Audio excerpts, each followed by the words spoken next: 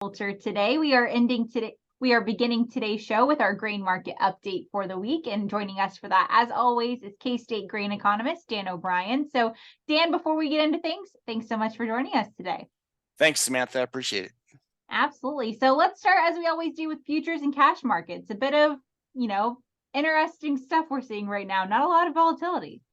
Well, not a lot of volatility, and we've been in a pattern for corn futures. I'll kind of go commodity by commodity. Corn futures in the last week had fallen down to below 610 to about 608, have come back up to about 631. But we're really in a time frame when you look at kind of some weekly stats to where we just don't have a lot of volatility. Where there's not a lot of worry about crop supply demand that's coming into the market, so that not really focusing much on Argentina shortfalls or even more reductions, because we're pretty confident apparently in the world market that the Brazilian corn crop will end up and be just fine. That there's still some questions there. So you got the corn market having gone down to the lowest it had been since basically last July, but again. We're sitting here on the precipice in late March of getting into April of field work and suddenly starting to worry about the production side for corn. For soybeans, pretty similar situation. We'd seen, well, if anything, the strong run that we'd seen in soybean futures, where we'd gotten up to about 1550, has seen us in the last several days fall off pretty sharply to about $14.19 and a half. That'd be yesterday's closes. So, pardon me, that'd be for the May contract. So, I guess still high prices, but to have lost over $1 here of late sure makes folks wonder. And again, we don't see a lot of volatility in these markets, flatlining in terms of weekly variations since basically last October. And it does raise the question: is there more risk in the market than that?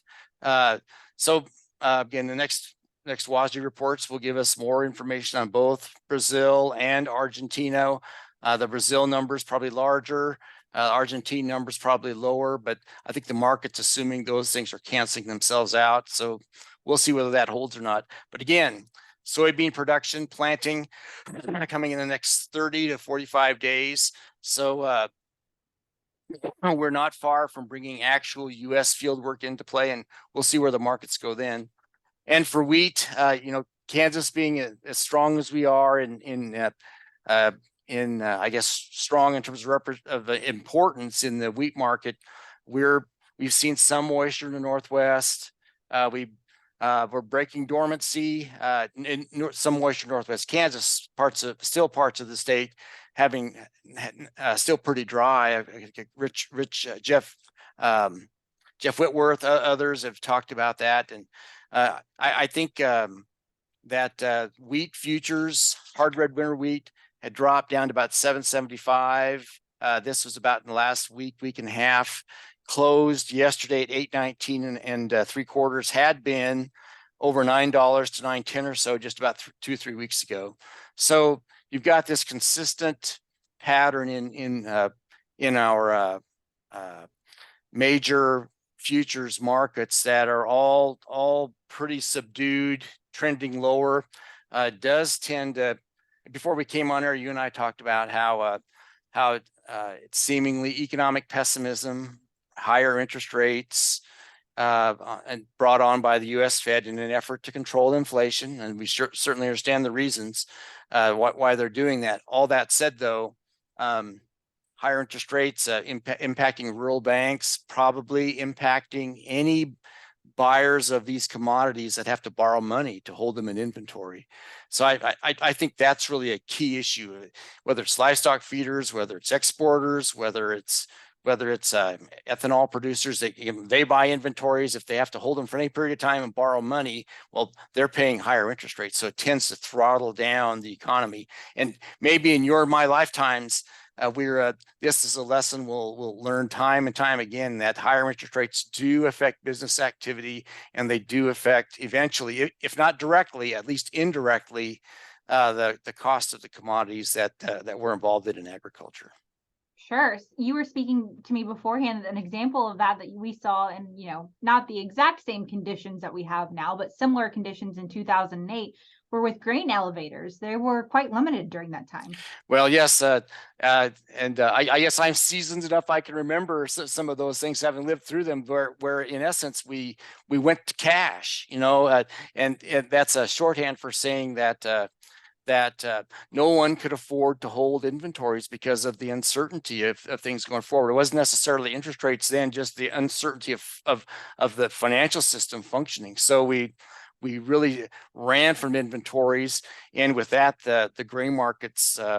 I don't want to use just hyperbole and say crashed, but boy, it's hard not to call it that. They fell off very sharply. It took us a little bit of time to regain confidence to be able to function. That thankfully was a temporary situation because again, eventually we had, for the sake of producing food, feeding livestock, et cetera, we had to start functioning.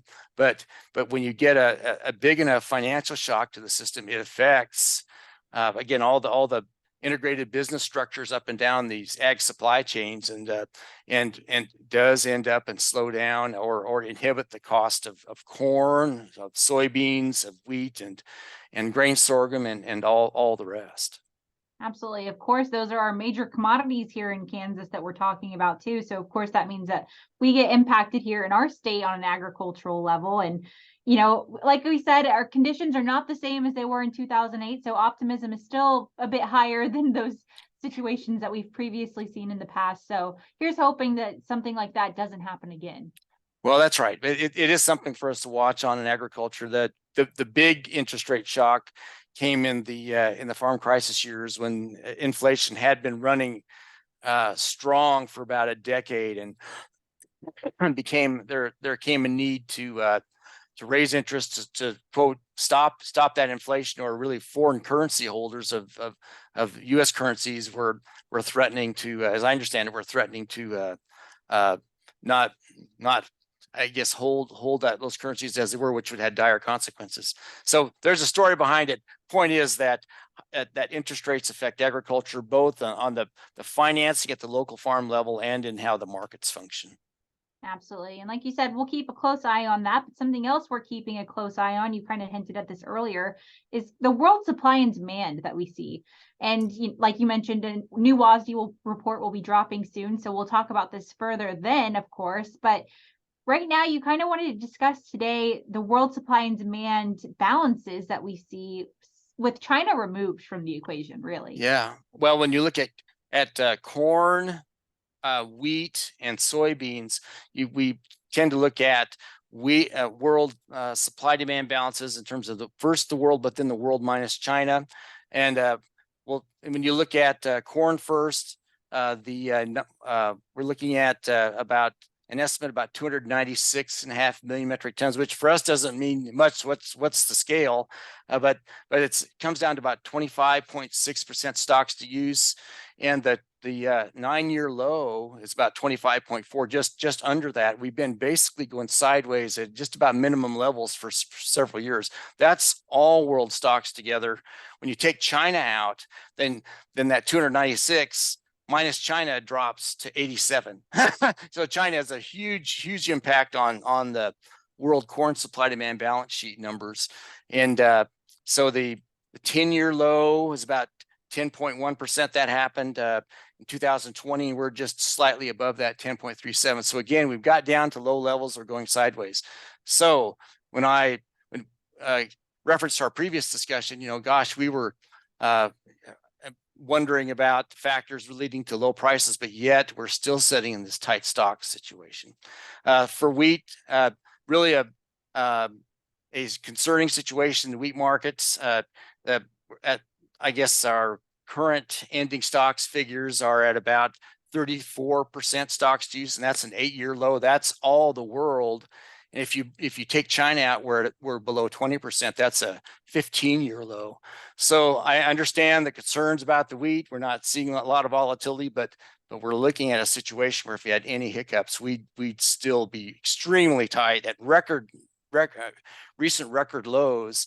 and it'd bring volatility to the market. The market would have to respond, but right now that's not on its radar. And I would say for soybeans, the current ending stocks minus China are at about 25.5% stocks to use, and that's a 9-year low. So so again, you're looking at situations where we're at multi-year lows or near or quite near them for all these major commodities. One thing, I guess there is a bright spot. I mean, kind of bemoaning things. We've had some movement in grain sorghum exports of late. And when you look, as we look at forward contract bids and cash prices for sorghum, they've in some areas in our export oriented parts of the state, they've been doing quite well. In fact, I would say new crop bids in Topeka for sorghum at 522 are equal with corn, and that's a relatively new development.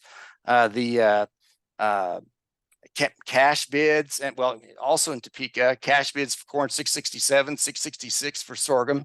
So when you see that happening, somebody's getting involved with filling trains, or they're trying to amass grain together so they can ship it out. And the recent USDA export numbers for sorghum have been pretty positive. They've been jumping up. So sorghum had been underpriced, and if you see when we start thinking about, well, who has been buying sorghum in the past, well, it's been China. So I think we'll need more verification as to who is actually coming in and buying sorghum and kind of upping the situation. But I don't think anybody in Kansas that grows grain sorghum is begrudging the situation to where their prices are doing decently now, and hopefully that as grain sorghum would go and tighten up feed grains in Kansas, well, that helps corn too. Sure, yeah, an interesting situation that you don't see play out a lot. Grain sorghum competing or pricing near the other points of some of our more common commodities we see with higher prices. So an interesting situation for sure. Yep. And perhaps next week we can talk more about some of the basis trends that we're seeing. I think they've been reflecting some of the sideways to lower sentiments. But again, so we're here in late March. Give us about 3 or 4 weeks. Planters are rolling, things are moving around, and then in 6 or 7 weeks we'll come back in mid-May and take a look at these markets and see if they're still paying attention to the same factors that they are now. My thoughts would be the same financial factors will still be there probably, but now then we'll have in the field concerns, and that's probably going to bring some more volatility to the market.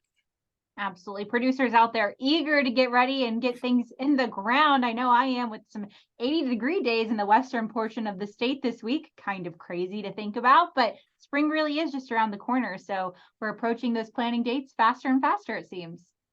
Yes. Well, we'll have at the end of this month end of March, there'll be a prospective plantings report. So that on the 30th or 31st, that's a potential source of volatility. There'll be a stocks report that'll come with it.